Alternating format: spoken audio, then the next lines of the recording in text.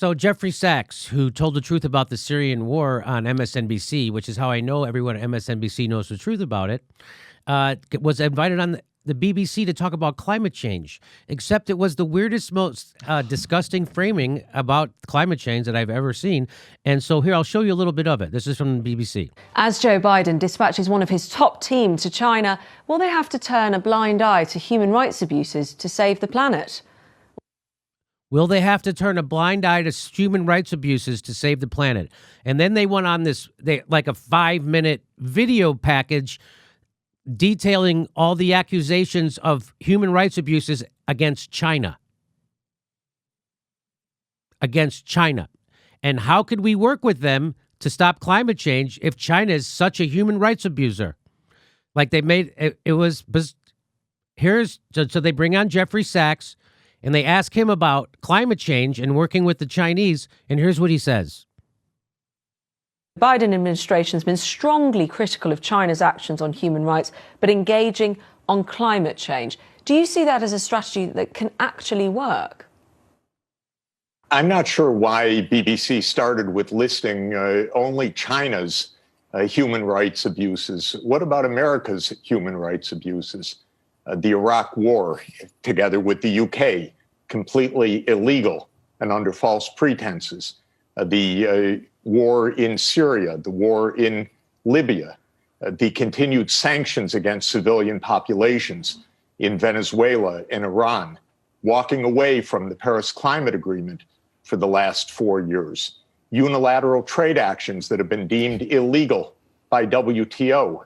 So one can make anything one wants, but we have really serious human rights violations by the United States abroad, not to mention an insurrection on January 6th in our own country, not to mention the continued massive racism, white supremacism, and abuse of incarceration of hundreds of thousands of people in the U.S., Black, African-American, people of color.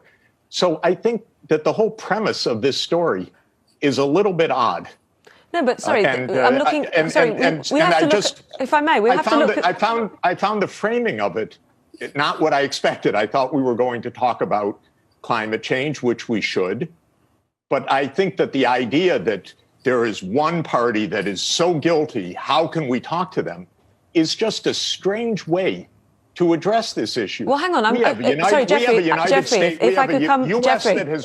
I'm hoping we can have a conversation. I'm hoping we can have a conversation. And if I could just say, I'm using and boy, he should have did a mic drop there. I know he doesn't have a mic to drop, but maybe he could have dropped that teapot behind him. See that teapot? Could just throw it down. He's being so polite. Because I think what he wants to say is like, listen, I have to put up with this bullshit in my country all the time. That's right. I have to hear this shit from Joe Scarborough. What I'm saying back to you here is we're also using the framing of the Biden administration. We're also talking from the perspective. Yeah, you're using the framing of the Biden administration. Maybe that's not the best framing to use. You mean the Biden administration that did Iraq, that did Libya, that's currently doing Yemen, that did Syria, that's doing Afghanistan? Those people, the biggest human rights, the guys what are you talking about? We're just using their framing? Why would you use their framing? Here we go. Of how Joe Biden himself and those around him have talked about the human rights abuses in China. So just to say, always, excuse me for one moment. The U.S. always attacks other countries. It holds itself sacrosanct. It's really outrageous because I know what goes on in American foreign policy, and I know how abusive it is, and I know what it's like to live in a racist society, which I happen to do. So this guy is from Columbia University.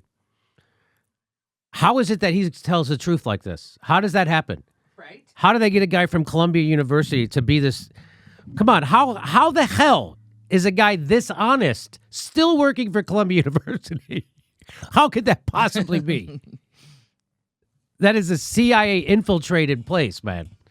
Columbia University. Are you kidding me? Here we go. I mean, You just heard from Teng there saying from his point of view and also his experience, what's gone on there. So they went to this guy. So after he was done talking, they throw to this guy who's a propagandist. He's talking about how he was persecuted by the Chinese government. I bet he's working for Gary Kasparov and Thor Halvorsen, and he's there to talk about their human rights abuses instead of talk about climate change. He's there to talk about their human rights abuses.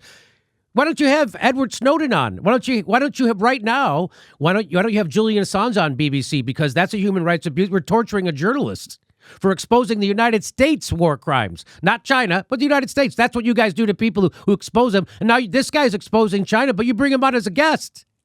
Why don't you have Julian Assange on? Here we go. You shouldn't be equating the two, but on that bigger point, which is what you came on to talk about predominantly, the environment and climate change, Teng's saying there that the Chinese authorities do not care about it. So this guy just said the Chinese don't care about climate change, as if the United... Watch what he says. Watch what he says. I find this discussion absolutely bizarre. By bizarre, what he means is fucked up and racist. That's what he means by bizarre. Shall we talk about the U.S. Dropping bombs and flying U.S.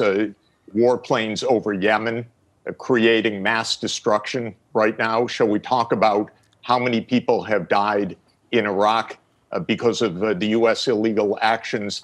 There are so many wonderful, important things to talk about. They really are. Well, sorry, I did just ask you about the environment. If you could answer that question about China. This is such a strange framing.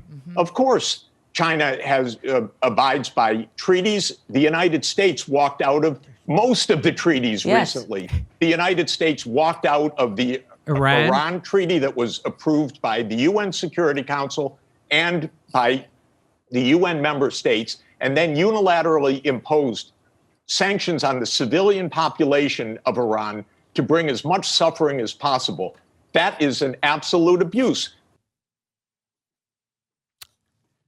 Just so you know, the United States military produces more greenhouse gases than 140 countries combined.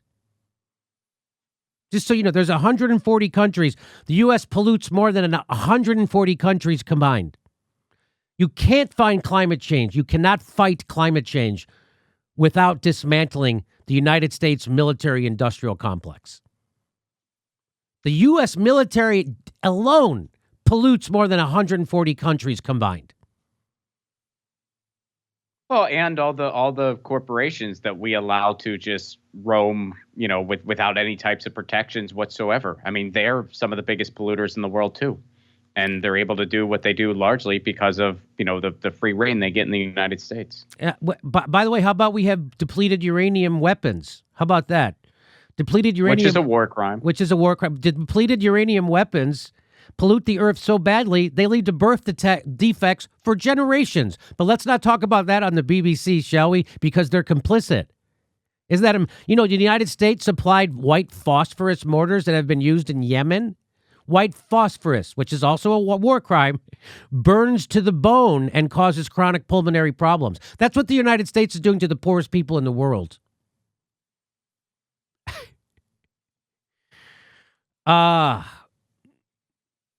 Anyway, there you go. And there's the BBC getting a dress down from an actual guy who has an actual conscience, who doesn't pretend that the United States isn't the biggest human rights abuser in the world, because we are. We're the world's, we imprison more people than China. We're the world's largest penal colony. No other country does to their people what we do to our people.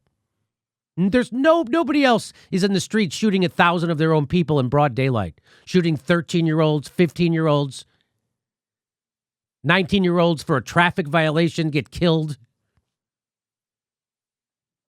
There's no other country that does the shit that we're doing. Hey, everybody, this is the part where I tell you where all our live shows are, but there aren't any. And then this is why I tell you to join our premium program and get extra content, but nobody's got a fucking job. So just enjoy the video.